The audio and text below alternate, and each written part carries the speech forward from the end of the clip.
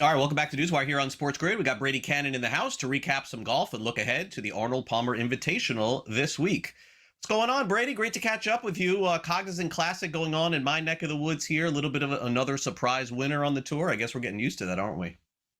Yeah, and unfortunately, not so much of a surprise to see Shane Lowry melt down at the end of the Cognizant Classic. I mean, we have seen him, kind of unravel when he should have had that tournament in hand at least a couple times, if not more now. I feel bad for the guy.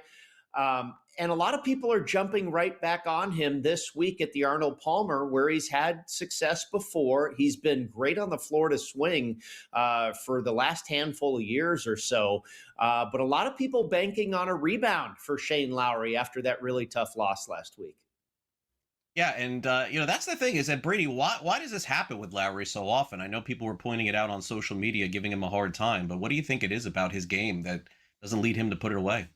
I don't know. People talking about, he's been great in the Ryder Cup when he has that support of teammates. The last time he won on the PGA Tour was in a team event with Rory McIlroy. He hasn't won since he won the Open Championship, a major at Royal Portrush in 2019. That's the last individual win that he has. And, I think once he is able to do it again, that will free him up quite a bit. But boy, getting there looks like it's going to be awful difficult. I mean, he had a 3-shot lead with 3 holes left to play last week, Crazy. and Crazy. hits a number of balls in the water.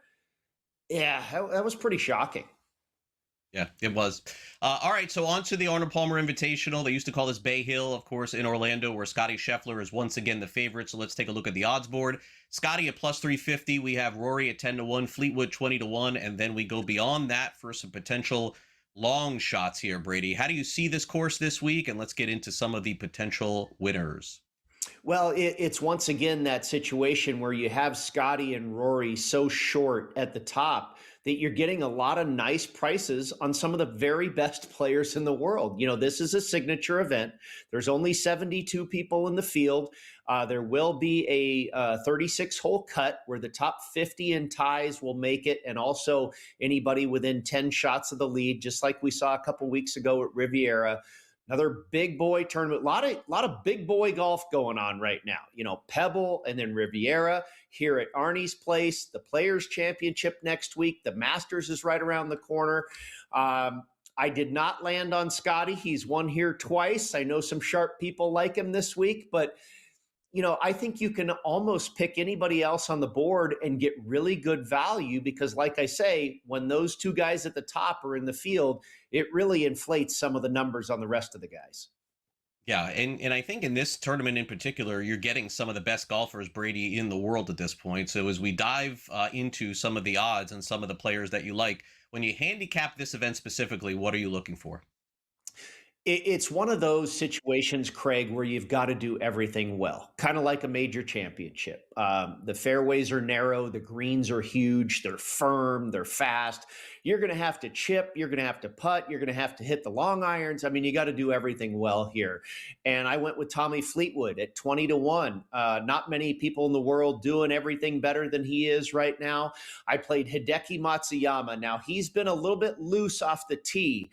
Everything else has been money. But if he can get the driver figured out this week, I think he's going to be in the mix. I think he's one of the few people in the world that can challenge Scottie Scheffler, and we've seen him do it before. And then Matt Fitzpatrick has been as hot as anybody right now. He's a very popular pick this week, which scares me a little bit. But Fitz has been playing great. So Fleetwood, Fitzpatrick, and Matsuyama, and then a couple of longer bombs on Robert MacIntyre and Nicolai Højgaard, who seem to make a lot of sense to me here this week. There's a lot of connection with success in links golf and British Opens and the Scottish Open and playing over across the pond in the wind. You're familiar with the wind in the Florida area, of course, Craig. Yep. And both Robert MacIntyre and Nicolai Højgaard have really excelled in that environment. So I think that can transfer over here at Bay Hill. All right. Well, Brady, good luck with all of the picks this week, and we'll check back in next week as we are creeping closer, of course, to the big Masters tournament coming up next month. Thanks again. Sounds good, my friend. Let's see if we can get a winner.